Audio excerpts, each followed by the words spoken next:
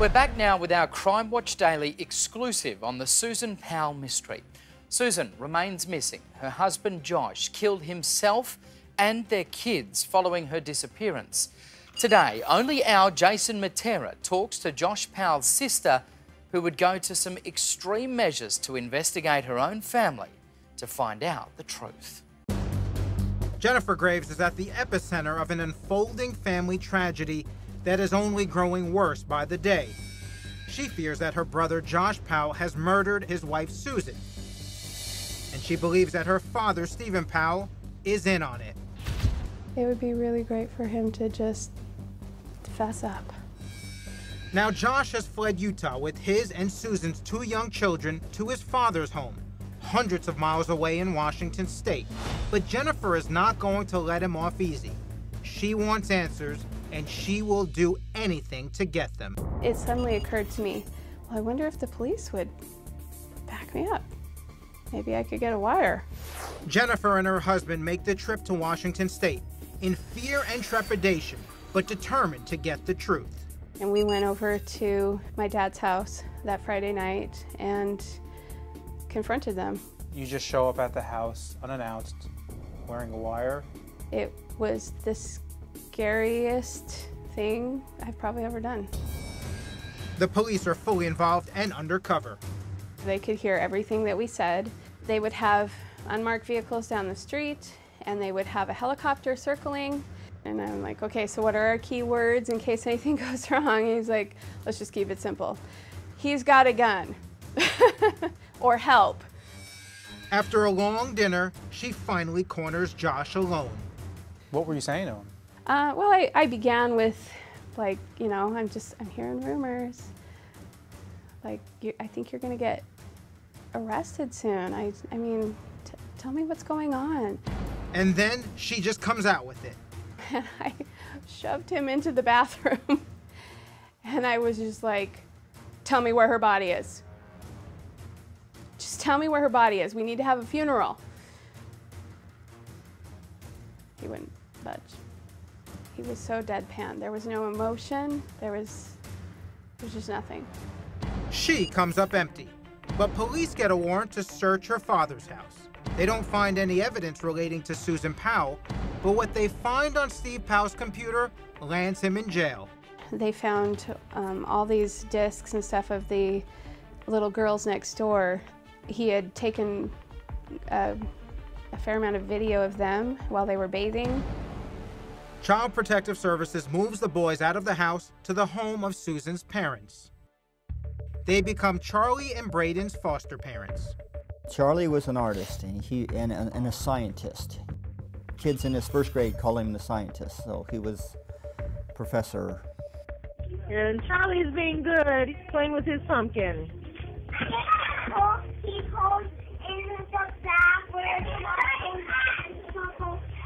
Braden, he said such nice things about, oh, I love you, Grandma. I'm so glad you're here. Did you throw that at me, Braden? No. He threw his arms around me and gave me a kiss. I was crying. It just felt so good to have him show some love. But still, they have to allow Josh to have visits with the boys in his new rented home. So Josh is a suspect still in the disappearance of Susan. Absolutely. Yet he's still given visitation rights to his children. He is the surviving parent, so they felt, yeah, the kids should be with their parent, even though that parent most likely was responsible for the spouse's, his wife's disappearance. But after cops also find pornographic images on his computer, Josh is ordered to take a psychosexual polygraph test. And he's not happy about it. His back was against the walls. He never wanted to be put in a position to actually answer questions about where Susan was and all that, so he had basically lost. And he knew that. But whenever he gets pushed, something bad happens. I told the police, Child Protective Service, everybody that if Josh felt cornered, he could kill the boys. But Josh has his rights, and they must be respected, no matter what anyone thinks. I remember that day before the social worker came to take the boys, and I knew something was going to happen bad. I told her how I felt, and she goes, "I can't do anything about it. I have to take the kids." And I had asked her, "Well, what can you do if something goes wrong?" "I can't do anything. All I can do is call 911.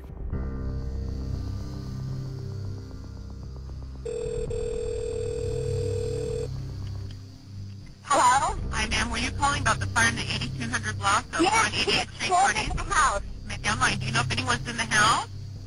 Yes, there was a man and two children. I just dropped off the children and he wouldn't let me in the door. And he blew up the house and the kid. The boys were gone. Josh had blown up the house. I just remember going numb, sinking to the ground, wondering what to do. How do you deal with that? What do I do now? How many more times could you warn them? I mean, for crying out loud, Josh was a suspect in the murder of his wife, your daughter. I mean, how many more red flags and warnings do you need to take the kids away and sever visitation rights? There's nothing more I could have done, and I was just sad because the reason we wanted the children was to protect them, because we were afraid for them. The wake of the tragedy, a heartbroken and angered Chuck and Judy Cox filed suit against Child Protective Services with the help of attorney Ann Bremner. It defies logic that they wanted to reunify this man with those kids. And they said in depositions and in documents that they believed he killed his wife. They believed it. Not only did they let him have visitation, they let him have it in his own house. They basically took those kids by the hand like lambs to slaughter. Weeks later, police believe they have a person of interest in Susan's disappearance. It's Jennifer's other brother, Michael Powell. So you think that Michael knew where Susan's body was? I think Michael absolutely knew where Susan's body was. And so when he got word that they were looking farther into him specifically, it was very shortly after that he committed suicide. Jennifer's family is disintegrating around her. 2 brothers and 2 innocent young nephews tragically dead. A father in jail. And a beloved sister-in-law still missing with no answers to this day. You wrote a book called A Light in Dark Places, which I have right here. Why'd you write it? It was a very difficult time for me. And in order to be able to step through that healing process, it was just something that I had to do.